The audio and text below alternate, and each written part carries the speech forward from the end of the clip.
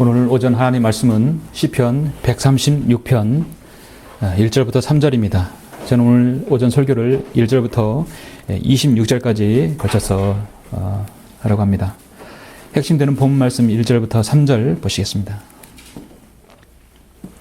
목이 올립니다. 오 주께 감사하라. 오 주께 감사하라. 그는 선하시며 그의 자비는 영원히 지속됨이라. 오 신들의 하나님께 감사하라. 그의 자비가 영원히 지속됨이라. 오 주들의 주께 감사하라. 그의 자비가 영원히 지속됨이라. 아멘. 3절까지 보셨습니다. 오늘 오전 설교는 오 주께 감사하라. 오 주께 감사하라는 제목으로 설교하고자 합니다. 독일의 한 암병원에서 일어난 이야기입니다. 한 중년의 그리스도인이 수술실에서 혀의 암 때문에 이제 자신의 혀를 절단을 하는 수술을 받게 되었습니다. 이제 이 수술을 받게 되면 자신의 혀를 제거해야 되기 때문에 다시는 말을 하지 못하게 됩니다. 마취 주사를 손에 든 의사가 잠시 머뭇거리면서 이 환자에게 묻습니다. 마지막으로 하실 말씀은 없습니까? 그는 자신의 혀를 사용해서 자신의 의사를 표현할 수 있는 최후의 마지막 순간이 온 것입니다.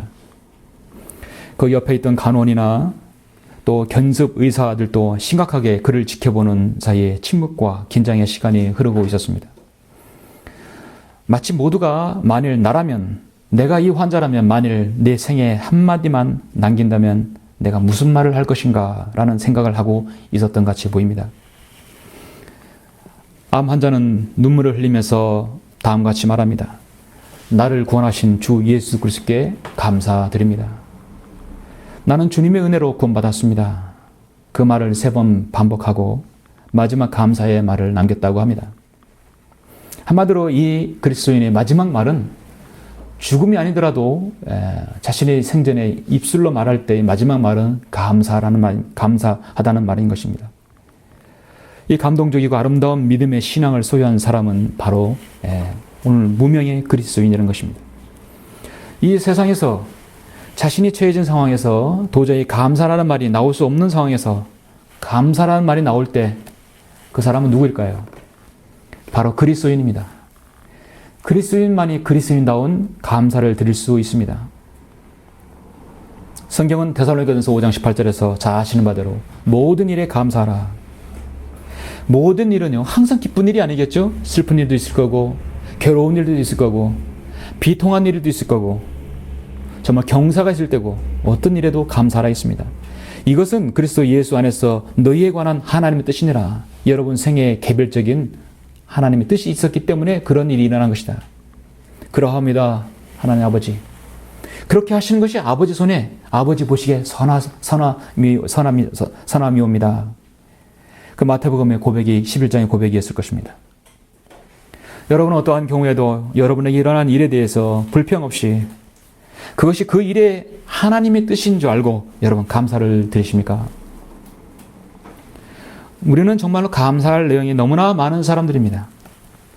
오늘 우리는 오전 말씀에서 나는 진정으로 성경대로 감사하고 성경대로 주님을 섬기고 있는지 여러분 감사를 드릴 것입니다. 말씀을 통해서 나는 정말 성경대로 감사를 하고 있는지 숙고하는 시간 되었으면 좋겠습니다. 본문을 보시면 이 본문은 성경에서 가장 위대한 감사의 장입니다.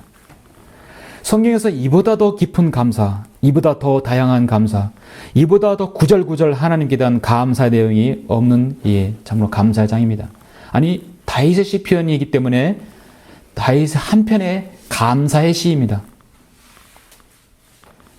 다윗의 감사 생활, 다윗이 주님과 교제하면서 그의 경건의 능력이 어느 정도인지를 가늠하는 귀한 장이라고 또 귀한 시라고 볼 수 있습니다. 오 주께 감사하라. 그는 선하시며 그의 자비는 영원히 지속됨이라. 2절 보시면 오 신들의 하나님께 감사하라. 그의 자비가 영원히 지속됨이라. 오 주들의 주께 감사하라. 그의 자비가 영원히 지속됨이라 했습니다. 오늘 본문 말씀에서 우리는 눈길을 끌고 있는 것이 우리 마음에 감동을 여러분의 감동을 주는 구절이 있습니다. 그것은 피할라 피할 수 없도록 수십 군데 장장 26, 26절까지 매 구구절절마다 여러분에게 제시하는 말씀, 감사하라. 그리고 그의 자비가 영원히 지속됨이라. 그의 자비가 영원히 지속됨이라는 말씀이 매 1절부터 26절까지 나온다는 사실입니다. 이것이 얼마나 계속해서 반복되고 있습니까? 하나님의 사랑과 은혜가 없었더라면 우리는 오늘 이 자리에 있을 수가 없는 것입니다. 여러분 인정하십니까? 예. 하나님께서 주신 햇빛을 주셔서 여러분이 생기 있게 오셨고, 하나님께서 주신 공기를 흡입하여 여러분은 지금 숨쉬고 있습니다. 하나님께서 주신 동물과 식물과 각종 재료를 통해서 여러분 음식을 만들어 먹고 옷을 만들어 옷을 여러분 이렇게 입고 있는 것입니다. 하나님께서 허락하신 자연의 흙과 돌과 시멘트로 지은 집에서 여러분은 편안히 살고 있습니다. 하나님께서 내게 부어주신 가족들, 하나님께서 이 교회에 허락하신 성도들을 통해 여러분 사랑을 받으면서 지금 살고 있습니다. 어떻게 보면 하나님의 은혜 없이는 한순간도 우리 성도들은 살아갈 수 없는 사람들입니다. 오늘 말씀의 감사의 이유가 무엇입니까? 그것은 바로 주님에 대한 자비에 대해 그 주님의 자비가 영원히 지속되기 때문에 감사하다는 것이죠. 그게 바로 핵심입니다. 여러분을 향한 하나님의 사랑, 여러분을 향한 하나님의 자비로우심, 여러분을 향한 하나님의 은혜로우심은 영원히 지속된다는 것입니다. 어제까지, 내일까지 딱 100년만 한 게 아니라 영원히 지속된다는 사실이죠. 유한한 인간의 영혼이라는 개념이 나온다면 우리는 가슴에 별로 와닿지 않아요. 인생은 70이고 강간은 80이기 때문에 영혼이라는 개념은 하나님 보시기에 한 경점이 지나지 않을 것이 한 점에 불과할 것입니다. 영혼이라는 말은 그래서 시작도 없고 끝도 없는 무한을 의미합니다. 오늘 시편 기자 다윗은 오늘 말씀에서 이스라엘의 역사를 훑어 내려가면서 하나님의 은혜에 감사를 드리고 있습니다.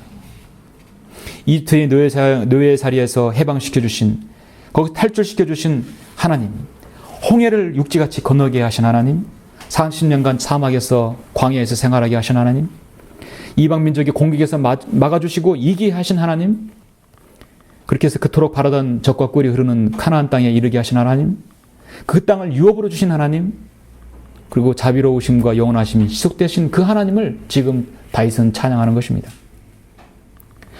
오늘 우리는 이 감사의 시를 통해서 어떻게 이스라엘 백성만 찬양하겠습니까?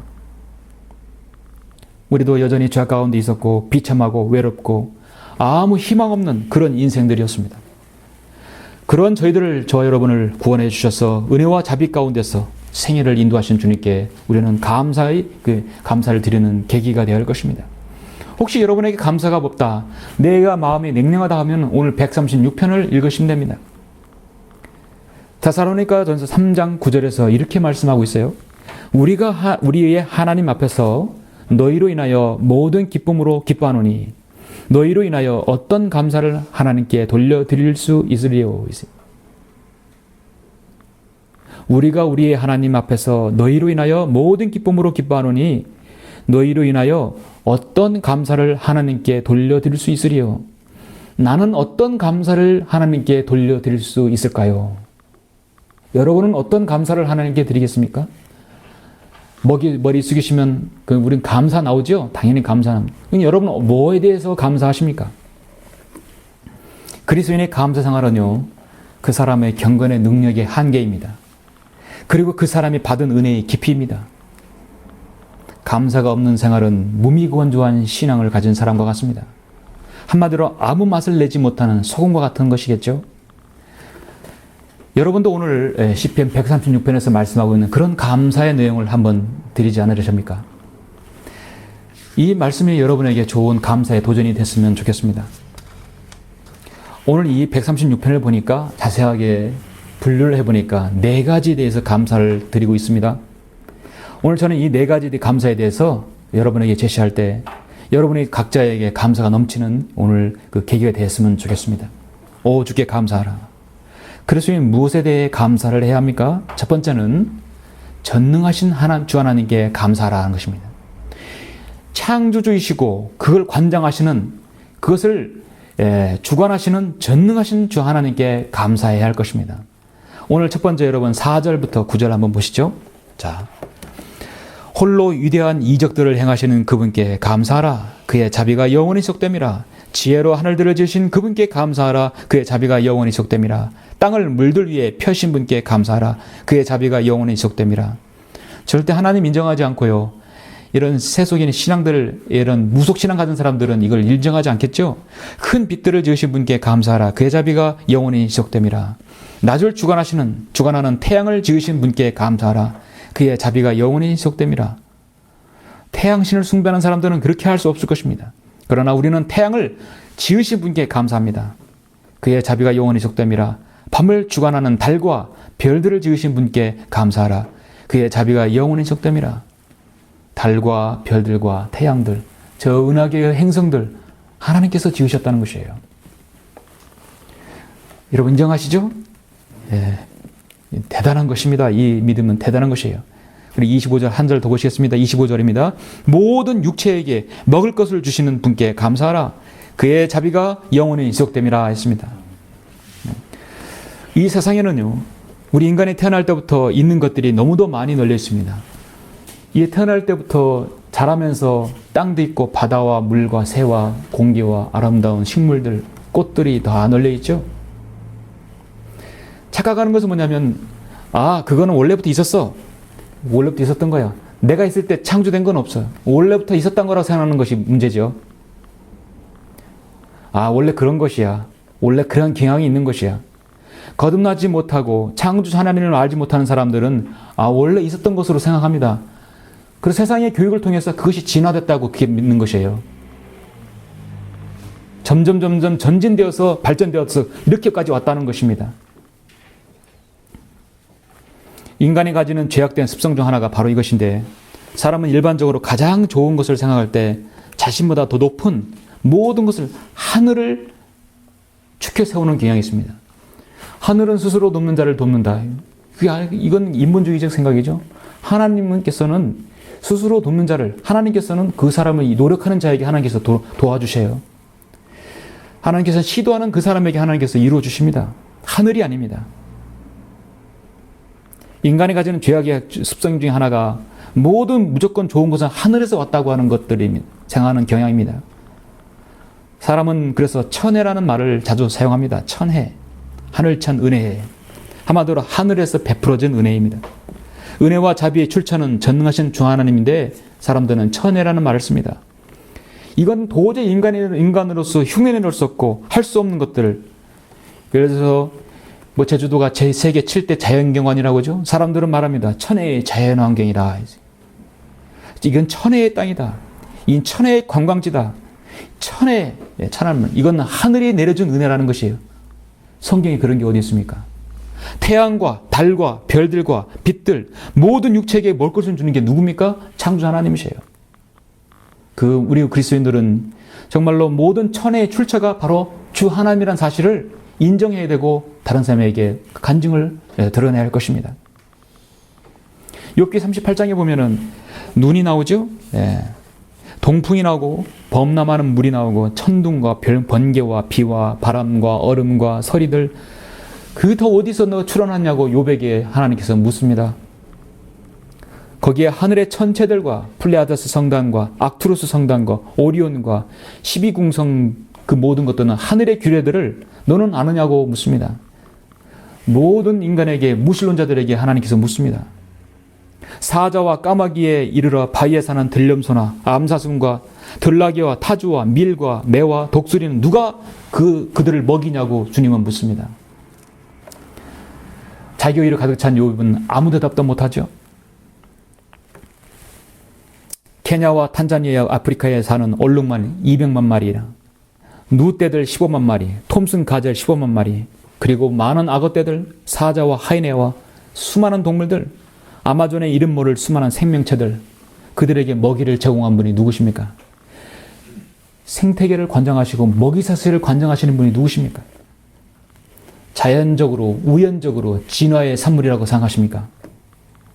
물론 여러분은 그렇게 생각하지 않습니다. 전능하신 주 하나님이십니다. 여러분의 답변은 어떻습니까? 모든 육체에게 먹을 것을 주시는 분께 감사하라. 그의 자비가 영원히 지속됨이라. 모든 피조물뿐만 아니라 우리는 여러분, 자신의 피로 거듭난 여러분에게도 필요에 따라 주님의 방법으로 채워주시는 주님께 여러분 감사드리십니까? 그렇죠?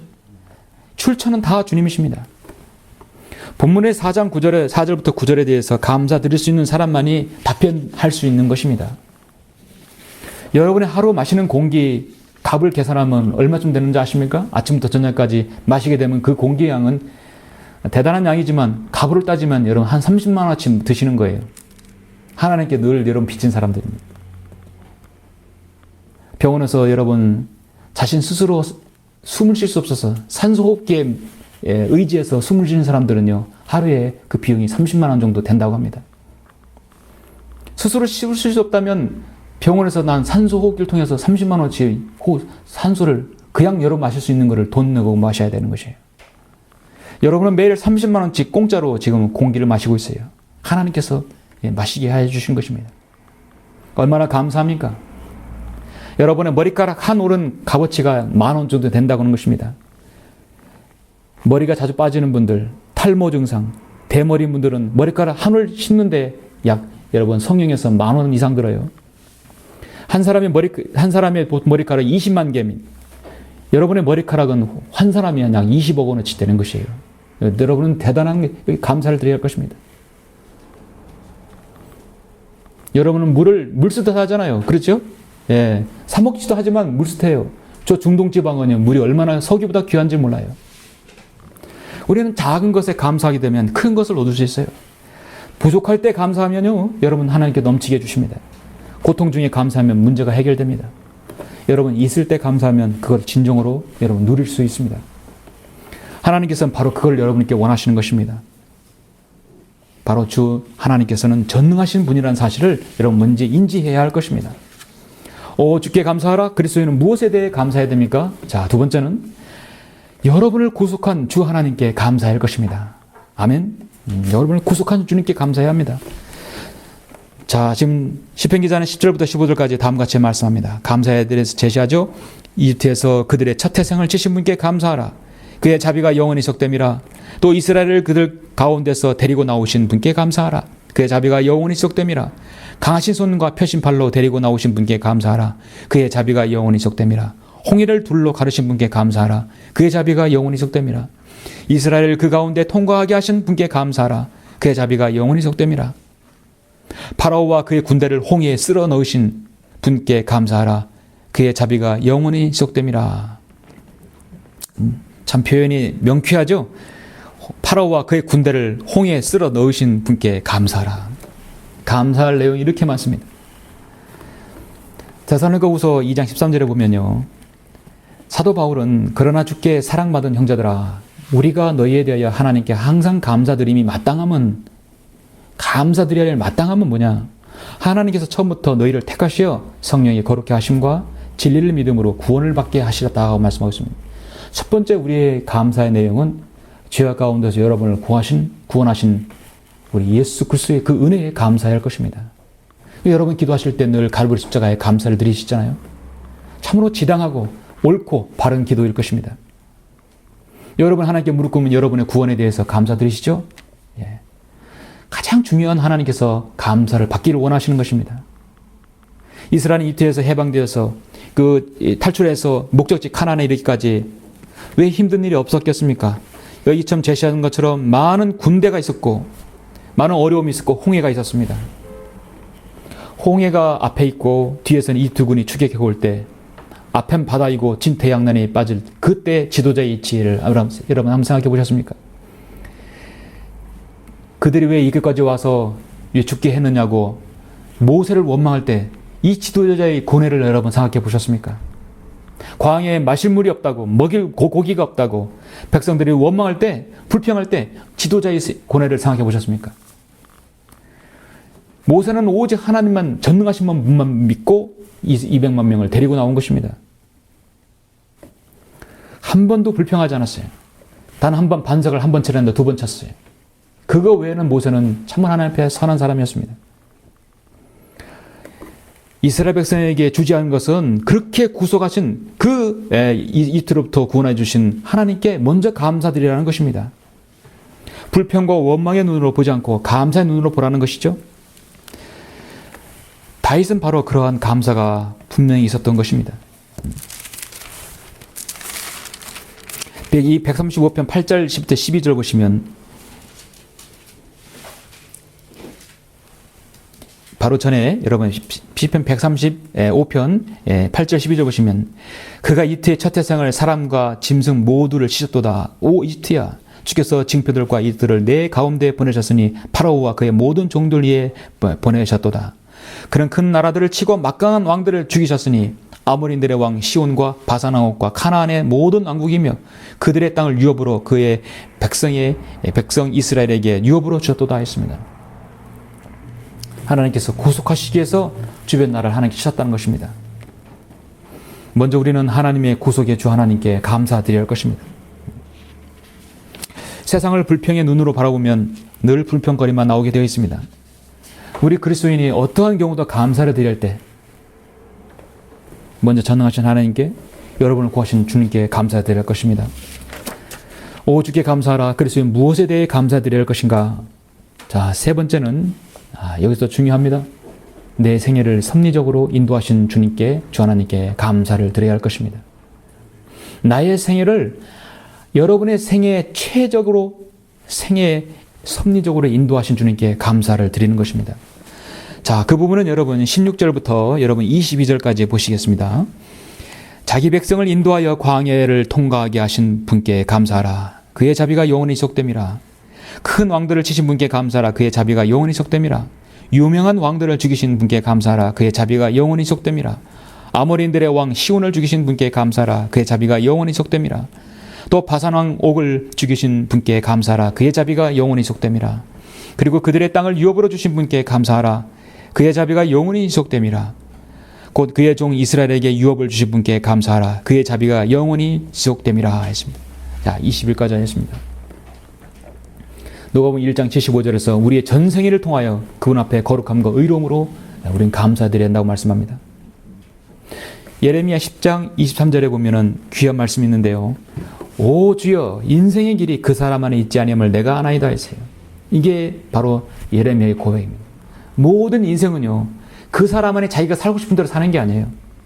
그의 걸음을 인도하시는 것이 그 사람 안에 있지 아니하다겠어요. 특히 우리 그리스도인의 삶은 마찬가지입니다. 오 주여 인생의 길이 그 사람 안에 있지 아니함을 내가 아나이다. 그의 걸음을 인도하시는 것이 그 사람 안에 있지 아니하나이다 했습니다. 성경에는 섭리라는 말이 없습니다. 섭리란 말은 없지만은 섭리란 말이 어떤 뜻인가에 대해서 정확하게 제시하는 말씀이 저는 예레미야 10장 23절이라고 생각합니다. 오 주여 인생의 길이 그 사람 안에 있지 아니함을 내가 아나이다. 여러분 그렇습니까? 인정하십니까? 그의 걸음을 인도하시는 것이 내 맘대가 아니라 그 사람 안에 있지 아니하다고 성경은 말씀합니다.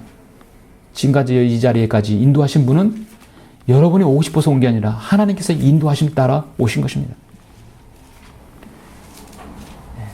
참으로 예수 그리스도의 보혈로 고모든 사람의 생애는 하나님께서 섭리 가운데 인도해 주십니다.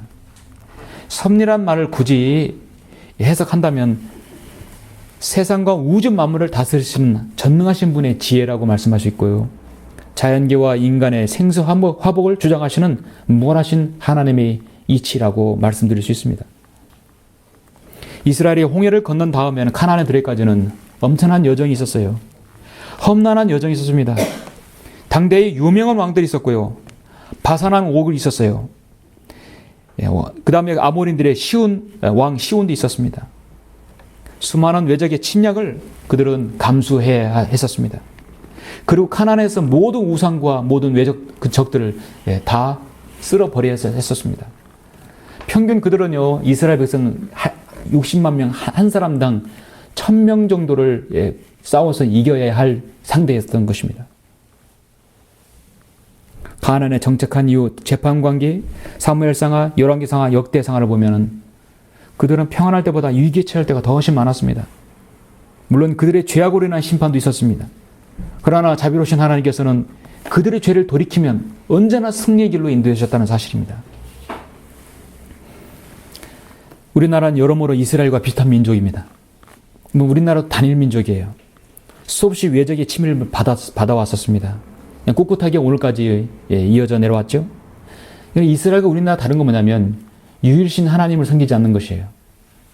이스라엘은 창조주 하나님을 섬겨요. 그런데 반족신앙이죠.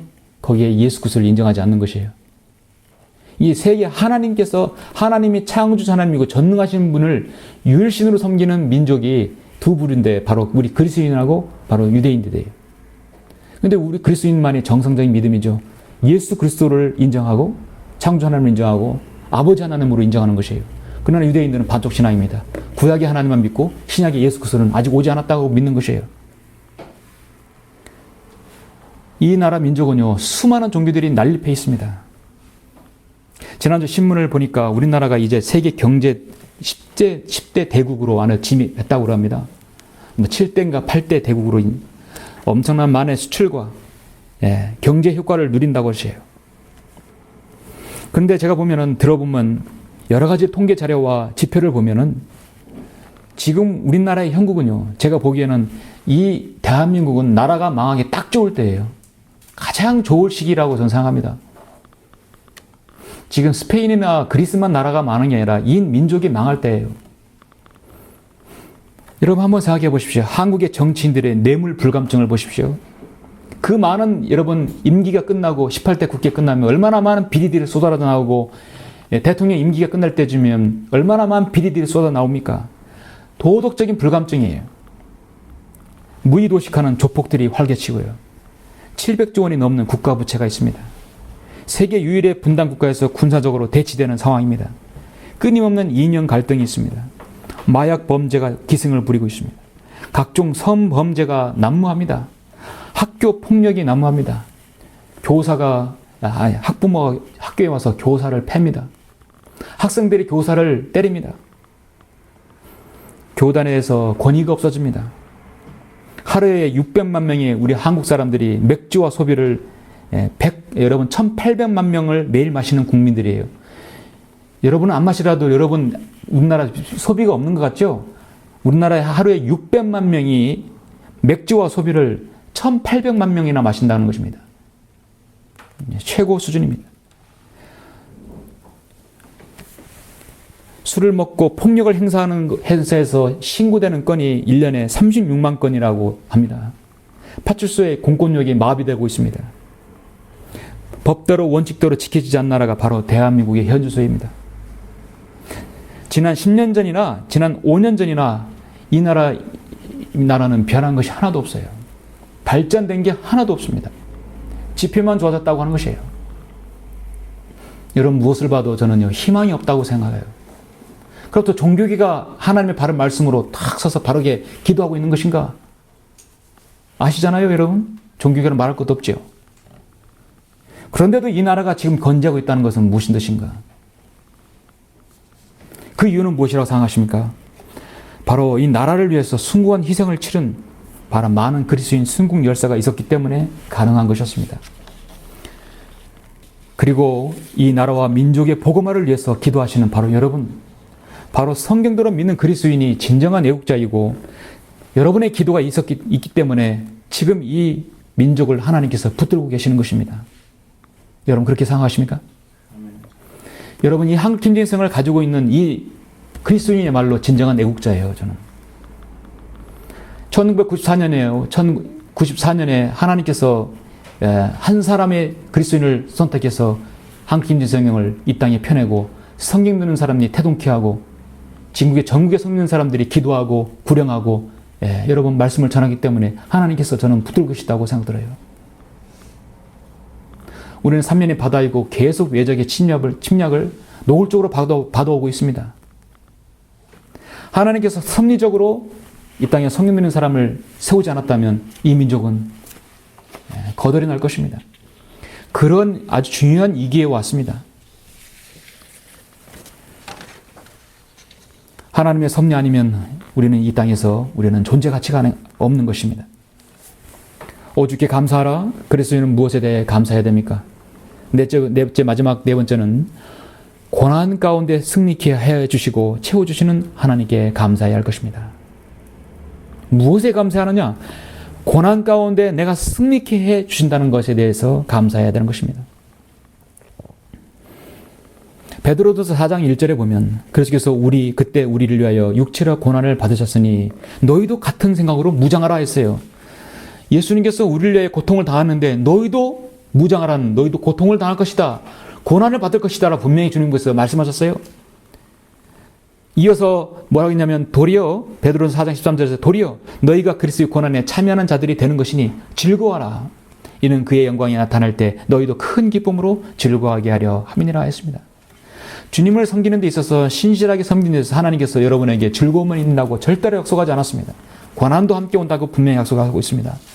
오늘 여러분 본문 23절 계속해서 여러분 4절 보시죠. 우리의 낮은 상태에서 우리를 기억하신 분께 감사하라. 그의 자비가 영원히 지속됨이라. 우리의 원수들로부터 우리를 구속하신 분께 감사하라. 그의 자비가 영원히 지속됨이라. 고난 가운데 은혜 베푸심에 대해서 감사하라는 것입니다. 가장 낮은 상태에서 주님은 우리를 여러분 기억하십니다. 고난이라는 두 글자 의미를 여러분 아시죠? 고난이란 두 글자는요, 여러분의 죄로 인해서 그 죄의 결과로 심판으로 인한 고난이 아닙니다. 그 고난은 주님을 섬기면서 당하는 고난입니다. 복음을 전파하며 당하는 고난입니다. 가정의 영적 전쟁을 통해서 당하는 고난입니다. 직장과 구성원을 통해서 복음을 전하다가 주님을 섬기면서 당하는 손해며 고난입니다. 잠시 여러분 고린도후서 12장 잠깐 보시겠습니다. 고린도후서 12장을 보시겠습니다. 사도 바울은 고난에 대해서 할 말이 많은 사람입니다. 정말 그 어떤 그리스도인보다도 사도 바울처럼 고난을 많이 당한 사람은 없어요. 고난에 대해서 자신 있게 정의를 내릴 수 있는 분은 역시 사도 바울입니다. 12장 7절 보니까 지극히 위대한 계시들의 풍성함으로 인하여 내가 자고하지 않도록 교만하지 않도록 육체의 한 가시, 그건 고난이었죠. 가시 즉 사탄의 사자를 내게 주셨으니 그가 나를 쳐서 자고하지 못하게 하려 함이라. 내가 교만하지 못하게 하는 것은 내게 가시를 주신 것입니다. 그건 바로 사탄의 사자를 내게 줬다는 것이 하나님께 허락하신 것이에요.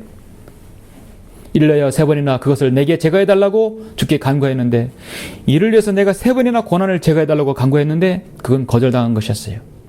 주께서 내게 말씀하시를 내 은혜가 내게 충분하도다. 이는 내 능력이 약한 데서, 낮은 데서, 어려운 데서, 약한 데서 온전하게 됨이니라 고 하셨느니라. 그러므로 내가 오히려 매우 기쁘게 나의 약한 것들을, 나의 낮은 것들을, 나의 비참한 것들을, 나의 고난 것들을 내가 자랑한다 했습니다. 이는 그리스도의 능력이 내게 거하게 하려 함이라. 그러므로 내가 그리스도를 위하여 약한 것들과 모욕과 궁핍과 박해와 공경을 여러분 슬퍼한다 했습니까? 기뻐한다 했어요. 기뻐하노니 이는 내가 약할 때 곧 내가 강하기 때문이라. 세상에 이런 역설의 말씀이 어디 있습니까? 이런 역설적 진리가 세상에 어디 있어요? 내가 약할 때 곧 강하기 때문이라. 오늘날 격투기 싸움 보십시오. 내가 강할 때 강한 것이지 약할 때 강합니까? 세상에 이런 논리는 없습니다. 오직 그리스도인의 진리는, 성경의 진리만이 말씀하고 있습니다. 내가 약할 때 곧 내가 강하기 때문이라. 가시가 없는 인생은 없습니다.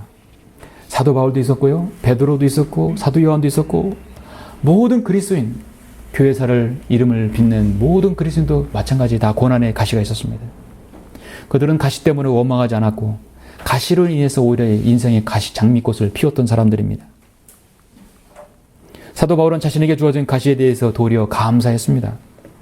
약한 것들을 감사했습니다. 그것이 자랑거리였습니다. 왜냐하면 거기에서 자신 예수 그리스도의 능력이 나왔기 때문입니다. 그리스도의 능력이 약한 데서 머문으로써 내가 온전해지고 더 주님께 매달리고 강해지는 것입니다. 약함 속에 온전함이 있고, 절망 속에 진정한 소망이 있고, 고난 속에 진정한 기쁨과 감사가 있다는 것이죠. 이것을 이해하는 그리스도인만이 여러분 진정한 고난을 이해하는 사람일 것입니다. 이것이 바로 그리스도인의 저력입니다. 여러분은 헬렌 켈러를 아시죠? 시각과 청각 장애를 가졌고요, 언어 장애까지 가진 헬렌 켈러를 여러분 잘 아시리라 믿습니다. 말씀을 준비하면서 헬렌 켈러가 어떤 사람인가를 더 자세히 알게 되었어요. 그런데 헬렌 켈러는 파니 제인 크로스비와 동시대 사람이더라고요. 여러분 오늘 찬양했던 것은 다 파니 제인 크로스비 여사가 지금 찬송지로 여러분 오늘 다 찬양한 것입니다. 헬렌 켈러를 모르는 사람은 거의 없어요. 세상 사람 모든 사람 다 알아요. 특히 장애인의 영원한 우상이고 데모라고 알려진 헬렌 켈러는 듣지도 못하고 볼 수도 없고 말을 제대로 하지 못하는 3가지 장애를 동시에 가진 여인이었습니다. 그녀는 1880년 6월 미국의 엘라바마주 버스컴비아에서 태어났습니다. 태어난 지 19개월 만에 열병을 앓아서 들을 수 없고 볼 수 없고 말도 제대로 못하는 장애를 갖게 되었어요. 시력과 청력과 암흑과 침묵에 갇혀버린 그녀입니다. 비참하죠, 여러분? 들을 수 없는 뿐만 아니라 볼 수 없다는 사실. 누가 대화하고 뭐가 소통이 되겠습니까? 가장 큰 생애의 비극일 것입니다. 근데 그녀는 스승 앤 설리번 선생님을 만나서 가르침을 받아서 장애를 이겨내고 자신의 뛰어난 재능을 펼쳤습니다. 그는 점자 교육을 받았고 글을 읽었고 발성법을 외워서 말을 하고 필기법과 타자법을 사용해서 직접 글을 썼습니다. 진동을 통해서 음악을 감상하고 라디오를 들었고 손끝으로 꽃과 조각의 아름다움을 느꼈습니다. 나아가 불완전한 육체에서 완전한 정신을 일궈낸 그녀는 대학을 졸업하고 인생을 사회교육과 또 헌신했던 사람입니다. 그녀에 대한 세상의 평가는 한마디로 전 세계 장애인들에게 희망을 전해주었고 여성과 노동자의 삶에 앞장선 운동가였었습니다. 풍부한 감수성을 지닌 뛰어난 작가였습니다. 20세기 최고의 에세이라고 불리는 그녀의 책이 3일만 볼 수 있다면 그녀의 책이 최고의 에세이라고 여겨집니다. 많은 문학작품을 남긴 정말 인류애를 실천한 진정한 승리자였다고 세상은 평가합니다. 여러분, 그녀가 남긴 마지막 명언이 하나 있는데요. 세상에 남긴 명언이라고 하는 그 명언이 여러분 한번 들어보십시오. 나는 손을 통해서는 세상의 작은 일부분밖에 파악할 수는 없지만 정신을 통해 전체를 안다. 그리고 생각을 통해 세상을 지배하는 선한 법칙을 이해할 수 있다. 이런 개념에서 비롯된 자신감과 믿음 덕분에 나는 운명에 대해서만큼은 내 삶에 대해서도 안정을 찾는 법을 배웠다. 또한 뜬금없는 의심과 두려움으로부터 나를 지키는 법도 깨달았다. 진정 축복받는 자는 보이지 않아도 믿음을 가진 사람이다. 그러므로 나는 할 수 있다. 나는 유일한 사람이며 그 사실을 변찮는다. 그래서 잘할 수 있다. 천상, 천하, 유아독 좀 비슷하죠? 여러분은 어떻게 생각하십니까? 그의 말에서 그의 행적에서는요, 예수 그리스도라는 말이 한마디도 없어요. 그는 세상은 그렇게 훌륭하게 살았던 한 장애 여성이었습니다. 그런데 그녀는 헬렌 켈러는 그리스도인이 아니었어요. 그리스도인은 그녀를 결코 회자하거나 기억하지 않습니다. 우리 그리스도인은 그보다 먼저 한 60년 전 앞에 살았던 파니 제인 크로스비 그 자매를 기억하는 것입니다. 헬렌 켈러는 1880년 6월에 태어났고요. 1868년 전 제가 태어난 연도에 6월 달에 죽었습니다. 88세. 헬렌 켈러는 1820년 태어나서 1915년에 죽었습니다. 95세에 살았습니다. 거의 그러니까 같은 미국에서 35년 동안 동시대에 살았던 사람들이에요. 전 세계에서 가장 많은 찬송시 작가를 남긴 사람이 바로 파니 제인 크로스비 여사였습니다. 생전에 무려 7,000곡 이상을 남겼던 그녀였습니다. 세상은 그녀를 기억하지 못해도 우리 그리스도인은 그녀를 기억합니다. 그녀도 어릴 적 약사의 잘못된 처방으로 95년 평생 동안 어둠 속에서 시각장애인으로 살았던 사람이었습니다. 아까 불렀던 오 놀라운 구세주, 예수 내 주, 예수 나를 위하여 등이 영광을 주께 찬송가도 가장 많이 실렸던 찬송시 작가예요. 헬렌 켈러는 장애를 극복했다고 하지만 그녀는 항상 하는 말이 뭔지 아십니까? 내가 한 번만 아름다운 무지개를 볼 수 있다면, 단 한 번만 떨어지는 낙엽을 내가 볼 수 있다면, 단 한 번만 저 산속에 흐르는 시냇물을 볼 수 있다면, 아쉬웠겠죠? 보고 싶었겠죠? 그렇게 염원하고 살았었습니다. 반면에 파니 제인 크로스비 자매는 자신이 장애와 고난에 대해 오히려 감사했어요. 나는 내가 선택할 수 있다 해도 여전히 소경으로 사는 길을 택할 것이다 했어요. 한 번은 의사가 당신의 눈을 뜨게 해줄 수 있겠습니다 했을 때 그녀는 거절했어요. 왜냐하면 내가 처음 뵙는 분은, 내가 이 생에 가장 처음 뵙는 분은 바로 나를 구원하시고 나의 주님이신 주님의 얼굴을 내가 처음 뵙겠습니다. 처음에 대면한 분은 난 주님이기를 원한다는 것이에요. 크로스비 자매의 이러한 감사와 신앙은 금빛 찬란한 아침에 주님 다시 오실 때 주의 영광 내가 친히 보겠나라는 그런 말씀으로 찬양으로 이루어졌습니다. 나의 주를 내가 그의 곁에 서서 배웁다. 아까 찬양할 때도 본다는 말이 많아와요. 내가 주님을 처음 뵙겠다는 것이에요. 그녀는 지금 저 셋째 하늘에서 주님을 마음껏 대면하고 있을 것입니다.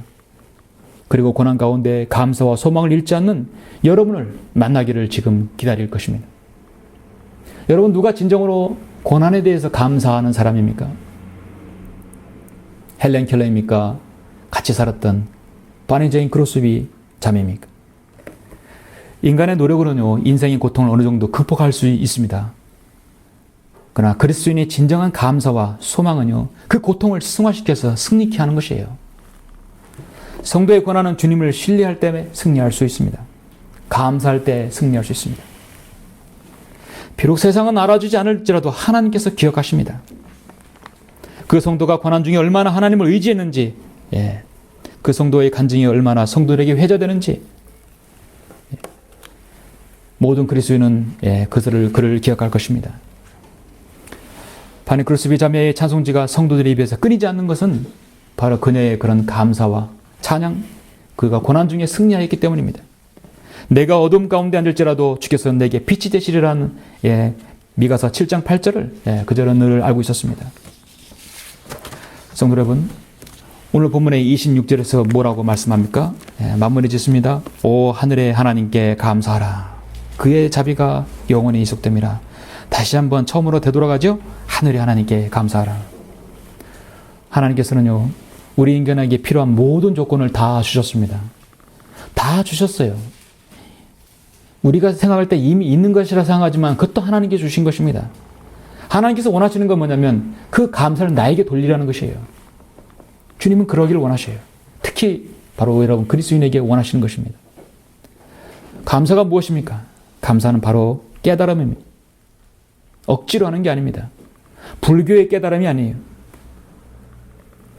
행복은 소유에 있지 않고 깨달음이 있다는 것입니다. 감사도 하나님의 자비로우신 그 사랑을 깨달아서 내 과거의 부족함, 현재에 주신 은혜, 미래의 약속의 그 소망을 내가 깨달을 때 진정한 감사가 나오는 것이죠. 감사는 그래서 옆구리 찔러서 절 받는 것이 아닙니다. 감사는 구체적인 행동에 동반하는 드림이 있습니다. 여러분의 몸, 여러분의 재능, 여러분의 가진 어떤 것이라도 하나님께 영광을 돌릴 수 있다면 진정으로 감사로 드러나는 것입니다.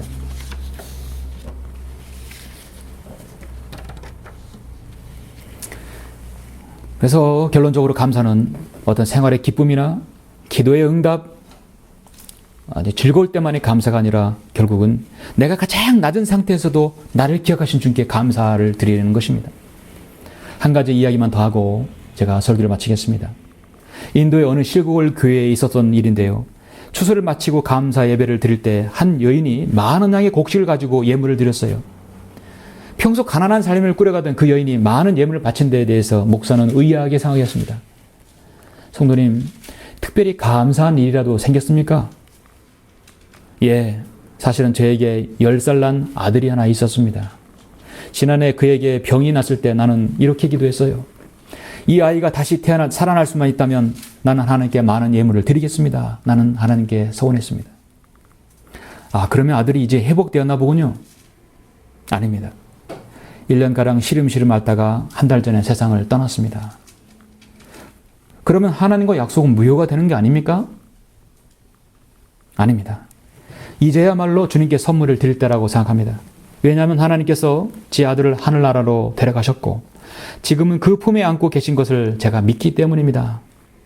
그렇기 때문에 특별히 감사하는 마음으로 제가 예물을 드리는 것입니다. 자, 여러분, 우리가 주님께 예물 드리는 예물, 여러분 드리는 헌신, 모든 것은 여러분 축복에 비례해서 드리는 게 아니죠. 하나님께서 나에게 이만큼 주셨기 때문에 내가 이만큼 드린다는 것이 아니에요. 그 드릴 상황이 아니더라도 하나님께 드리는 것, 감사하지 못할 상황이라도 감사하는 것, 그게 바로 진정한 그리스도인의 감사인 것입니다. 그것이 바로 오늘 시편 136편을 이해하는 감사일 것입니다. 고린도전서 15장 10절을 읽고 설교 마치겠습니다. 그러나 하나님의 은혜로 지금의 내가 되었고 또 내게 주신 그분의 은혜가 헛되지 아니하여 그들 모두보다 내가 더 많이 수고하였으나 그것은 내가 아니요 나와 함께 계신 하나님의 은혜로다. 지금 현재 여러분의 상태는 주님의 은혜이십니까? 예, 여러분 감사드리는 여러분의 생애가 되시길 바랍니다. 예, 기도하시겠습니다.